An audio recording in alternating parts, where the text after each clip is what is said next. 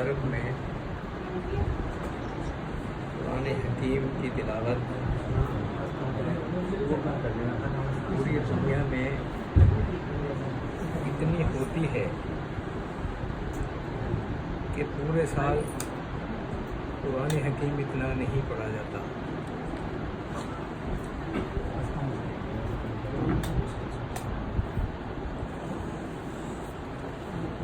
قرآن حکیم رمضان المبارک میں نازل ہوا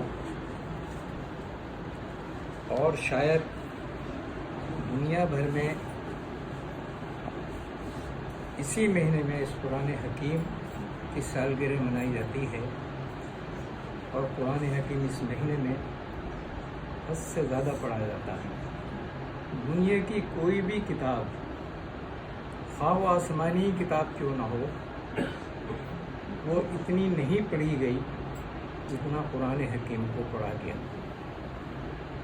اور قرآن حکیم واحد وہ کتاب ہے کہ جس میں 6666 آیتیں ہیں، اور نابالغ بچے بھی اس کو یاد کر لیتے ہیں۔ اس کتاب کے علاوہ کوئی کتاب اس طرح نہ یاد کی جاتی ہے، نہ یاد کی جا سکتی ہے۔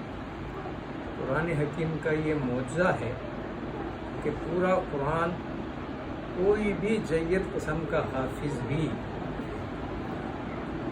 بالکل اس طرح نہیں پڑھ سکتا کہ اس میں ایک جگہ بھی نہ وہ بھٹکے، نہ اس کی غلطی آئے۔ اور یہ بھی قرآن حکیم کا معجزہ ہے کہ اس کی 6666 آیتیں بچے بھی یاد کر لیتے ہیں۔ یہ دونوں قرآن حکیم کے معجزے ہیں۔ یہ محلہ وہ ہے جس میں بڑے بڑے حافظ اس محلے میں تھے۔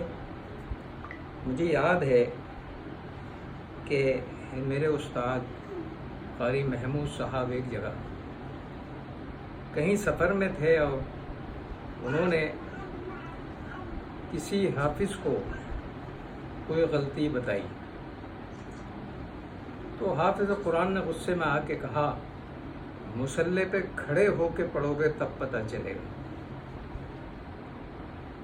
قاری محمود صاحب رحمۃ اللہ علیہ مصلی پر کھڑے ہو گئے، اور انہوں نے ایک ہی رکعت میں پورا قرآن پڑھ دیا اور کہیں نہیں ہٹے۔ یہ اس محلے میں ایسے حافظ ہوئے، اور شاید یہی وجہ ہے کہ ان کی وفات حالت سجدہ میں ہوئی۔ تو دیکھیے، قرآن حکیم ایک ایسی کتاب ہے جس کو یاد کرنا اور جس کو اس روانی کے ساتھ پڑھنا بھی ایک معجزہ ہے۔ اور قرآن حکیم واحد وہ کتاب ہے پوری دنیا کی کتابوں میں جس کو صرف پڑھنا ہی نہیں اور جس کو سمجھ کر پڑھنا ہی نہیں، خالی اس کے الفاظ رٹ لینے سے بھی ثواب ملتا ہے۔ 4 چیزیں ایسی ہیں اس دنیا میں کہ جن کو دیکھنے سے بھی ثواب ملتا ہے۔ حدیث شریف میں یہ فرمایا گیا ہے کہ بیت اللہ جو اللہ کا گھر ہے، اس کا طواف کرنا تو ہے باعث ثواب، لیکن اگر کوئی بیت اللہ کو بیٹھ کر دیکھتا رہے تو جب تک دیکھتا رہے گا اس کو ثواب ملتا رہے گا۔ اسی طریقے سے والدین ہیں، والدین کی خدمت کرنا تو ہے ہی باعث ثواب، لیکن اگر کوئی اپنے ماں باپ کو محبت سے دیکھ رہا ہو تو جب تک دیکھتا رہے گا اسے ثواب ملتا رہے گا۔ اسی طریقے سے استاد کی خدمت کرنا تو ہے ہی باعث ثواب، لیکن اگر کوئی عقیدت سے اپنے استاد کو دیکھے اور دیکھتا رہے تو جب تک وہ دیکھتا رہے گا اس کو ثواب ملتا رہے گا۔ اسی طریقے سے قرآن حکیم ہے کہ قرآن حکیم کی تلاوت کرنا تو ہے باعث ثواب، لیکن اگر قرآن حکیم کو کوئی سامنے رکھ کر عقیدت سے دیکھتا رہے تو جب تک دیکھتا رہے گا اس کو ثواب ملتا رہے گا۔ تو سمجھنا تو اس قرآن حکیم کا ضروری ہے۔ دیکھیے، حدیث میں یہ فرمایا گیا ہے، خیرکم من تعلم القرآن وعلمہ، تم میں سب سے بہتر وہ ہے جو قرآن کو سیکھے اور سکھائے۔ یہاں پڑھنے کے الفاظ نہیں ہیں بلکہ اس کا علم سیکھنے کے الفاظ۔ اگر ہمارے پاس ہمارے دوست کا یا ہمارے محبوب کا کوئی میسیج ایسی زبان میں آ جائے کہ جس کو ہم سمجھ نہیں پا رہے ہوں، تو ہم اس میسیج کو اٹھائے کریں گے، اور جو اس زبان کو جانتا ہوگا اس سے یہ پوچھنا چاہیں گے کہ ہمارے محبوب نے ہمیں کیا لکھا ہے۔ قرآن حکیم صرف پڑھنا کارنامہ نہیں ہے، بلکہ ہمیں یہ معلوم کرنا چاہیے کہ رب العالمین نے سرکار دو عالم صلی اللہ علیہ وسلم کی معرفت جو یہ خط ہمیں بھیجا ہے، اس میں انہوں نے کیا لکھا ہے، ان کا کیا مطالبہ ہے ہم سے، اور قرآن حکیم ہم سے کیا کہتا ہے۔ پورے قرآن حکیم کے اندر بے شمار واقعات ہیں اور بے شمار اس میں عبرت کی چیزیں ہیں۔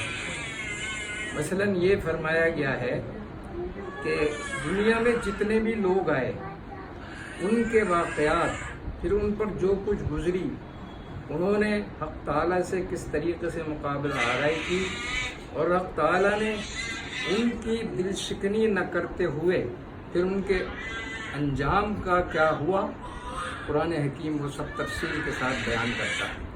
قوم فرعون، قوم سمود، قوم عاد، اور اس طریقے سے وہ دوسرے تمام گمراہ لوگ جنہوں نے حق تعالیٰ کی مخالفت کی اور ان کے لائے ہوئے دین کی مخالفت کی، قرآن حکیم تفصیل سے ہر ایک قوم کا واقعہ بیان کرتا ہے۔ اور قرآن حکیم میں ایک جگہ یہ فرمایا گیا ہے کہ قل سیروا فی الارض فانظروا کیف کان عاقبۃ المکذبین، دنیا میں گھومو پھرو اور یہ دیکھو کہ جھٹلانے والوں کا انجام کیا ہوا۔ آج ہم صرف ایک مودی سرکار سے ڈرے ہوئے ہیں کیونکہ ہمارا ایمان کمزور ہے، بلکہ ایمان کہلانے کا بھی حقدار نہیں ہے۔ مودی اور مودی کے سرکار کی کوئی بہت بڑی حقیقت نہیں ہے۔ آپ قارون کا اندازہ لگائیے، 40 اونٹوں پر اس کے خزانوں کی کنجیاں لگتی تھیں، اور ایک اونٹ پر 10,000 کنجیاں ہوتی تھیں۔ 40 اونٹوں پر کتنی کنجیاں ہوں گی، لیکن حق تعالیٰ نے اس کا انجام بھی برا کیا۔ فرعون جس نے یہ پابندی لگا دی تھی کہ میری سلطنت اور میری حکومت میں کوئی لڑکا پیدا نہیں ہوگا، حق تعالیٰ نے نہ صرف موسیٰ علیہ السلام کو پیدا کیا بلکہ اس کی پرورش فرعون کے گھر میں کرا دی۔ تو حق تعالیٰ سے بڑا کون ہے؟ بات یہ ہے کہ ہمارا ایمان کمزور ہے، ہم ذرا سی چیزوں پہ ڈر جاتے ہیں، کیونکہ جب انسان اللہ سے نہیں ڈرتا تو پھر وہ دنیا کی ہر طاقت سے ڈرتا ہے، اور جب انسان اللہ سے ڈرتا ہے تو پھر وہ دنیا کی کسی طاقت سے نہیں ڈرتا۔ تو قرآن حکیم یہ بتاتا ہے ہمیں کہ دنیا میں گھومو پھرو اور اندازہ لگاؤ کہ جھٹلانے والوں کا انجام کیا ہوا۔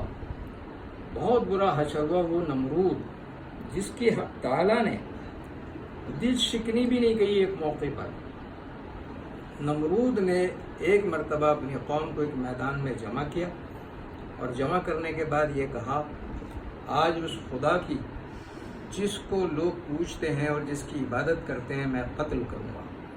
اور اس نے آسمان کی طرف اپنی کمان سے ایک تیر روانہ کیا۔ حق تعالیٰ نے حضرت جبرائیل سے کہا اس کے تیر کو اوپر کھینچ لو۔ حضرت جبرائیل نے اپنی طاقت سے اس تیر کو اوپر کھینچ لیا، تو حق تعالیٰ نے یہ کہا کہ جنت کی کسی مچھلی کے خون میں اس تیر کو رنگ کر اسے واپس کر دو۔ تو حضرت جبرائیل نے ایسا ہی کیا، اور جنت کی ایک مچھلی کے خون سے تیر کو تر بتر کر کے واپس زمین کی طرف لوٹا دیا۔ نمرود خوش ہو گیا کہ اللہ کا قتل ہو گیا۔ دیکھیے رب العالمین کو دیکھیے آپ کہ اس کی بھی دل شکنی نہیں کی کہ یہ بیچارہ مجھے قتل کر رہا ہے، لاؤ تھوڑی دیر کے لیے اسے خوش کر دیں۔ پھر اس نمرود کی موت کیسے ہوئی؟ ایک مچھر ناک کے راستے سے اس کے سر میں گھس گیا۔ جب اس کے جوتے مارتے تھے تو اس کو درد نہیں ہوتا تھا، اور جب جوتے مارنا چھوڑ دیتے تھے تو درد ہوتا تھا۔ جوتے کھاتے کھاتے مر گیا۔ اب تعالیٰ نے اس کا انجام یہ کیا۔ وہ شداد جس نے جنت بنائی تھی، جس کا ذکر قرآن حکیم میں ہے، اس شداد کی موت اس طرح آئی کہ جب اس نے اپنی بنائی ہوئی جنت کو دیکھنے کے لیے پہلا قدم جنت کے اندر رکھا، حق تعالیٰ نے اسرائیل علیہ السلام سے کہا بہت صحیح موقع ہے، اس کی روح نکالو۔ اس کی روح نکال لی گئی۔ اور ایک موقع پر حق تعالیٰ نے موت کے فرشتے سے یہ پوچھا किसी की रूह निकालते हुए तुम्हें कभी रहम आया है? तो इजराइल अलैहिस्सलाम ने कहा 2 मरतबा। एक मरतबा जब मुझे रहम आया कि एक औरत हामला थी और वो किसी कश्ती में सवार थी, उसके बच्चा पैदा हुआ और आपने ये फरमाया कि इस औरत की रूह निकाल लो, तो मुझे उस बच्चे पर रहम आया कि तूफ़ानों में इस बच्चे पर क्या गुजरेगी। मुझे रहम आया, लेकिन हुक्म की तामील थी, मैंने उसकी रूह निकाल ली। अब ताला ने पूछा दूसरी मरतबा तुझे रहम कब आया?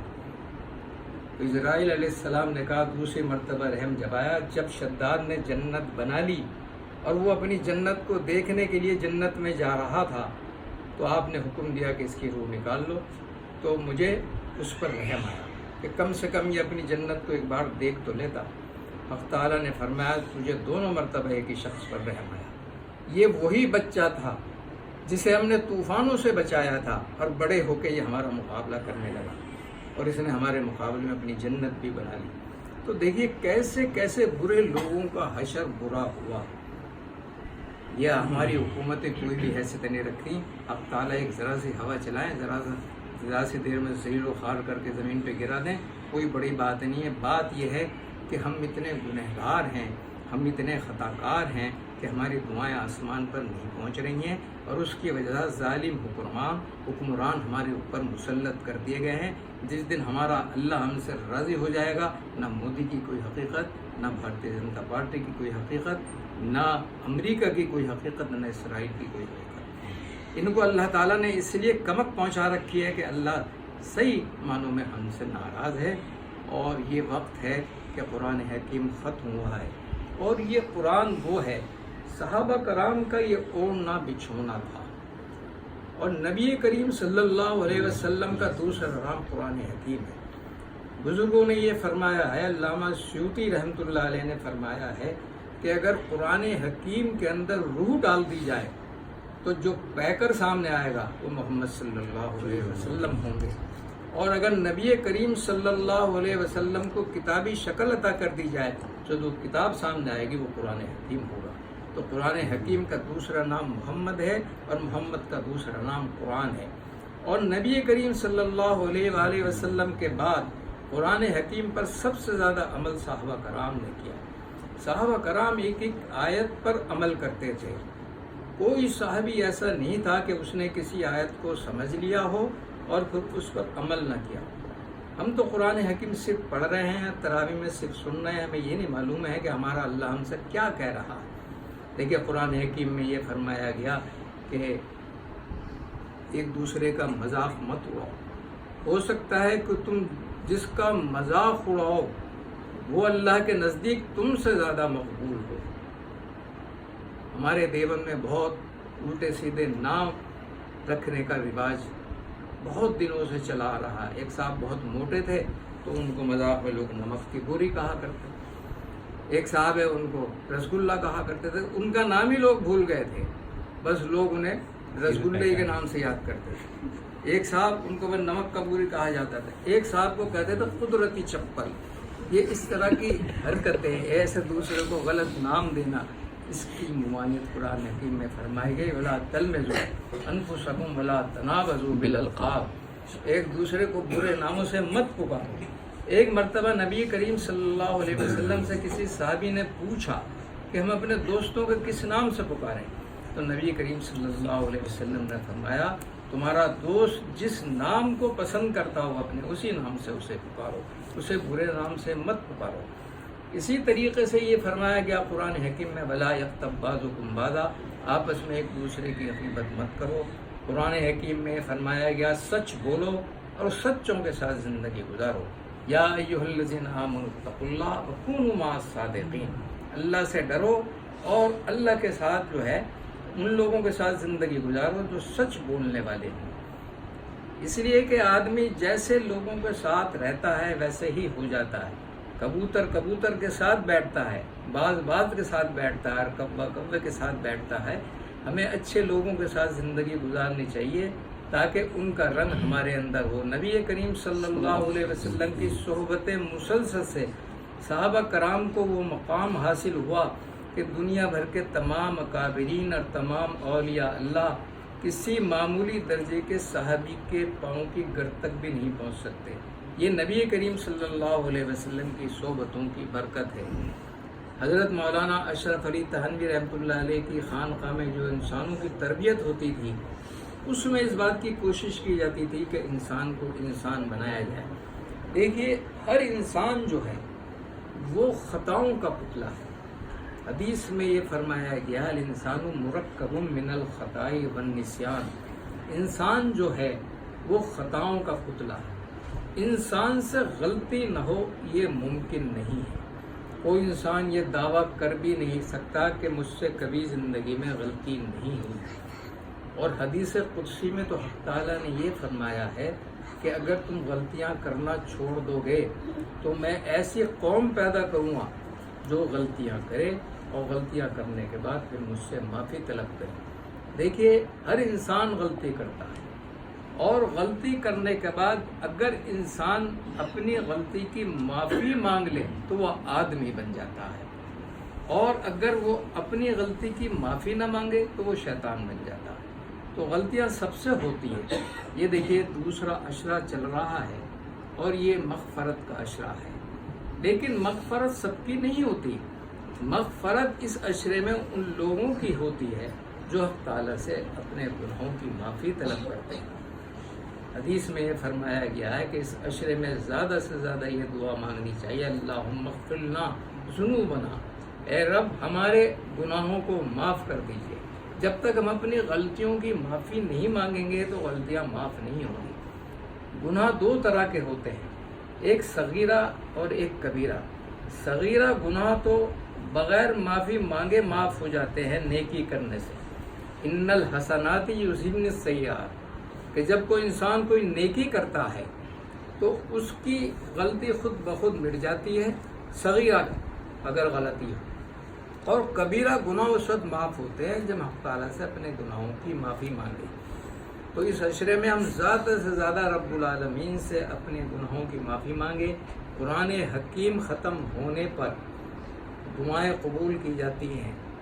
ایک صحیح حدیث میں یہ فرمایا ہے نبی کریم صلی اللہ علیہ وسلم نے، جب قرآن حکیم ختم ہوتا ہے تو آسمان پر فرشتے چڑھاوا کرتے ہیں، ایک دوسرے کو مبارکباد دیتے ہیں، اور جس محفل اور جس مجلس میں ختم قرآن کی دعا کی جاتی ہے فرشتے وہاں موجود ہوتے ہیں، اور جب کوئی دعا کرتا ہے تو آمین کہنے والوں کے ساتھ فرشتے بھی آمین کہتے ہیں۔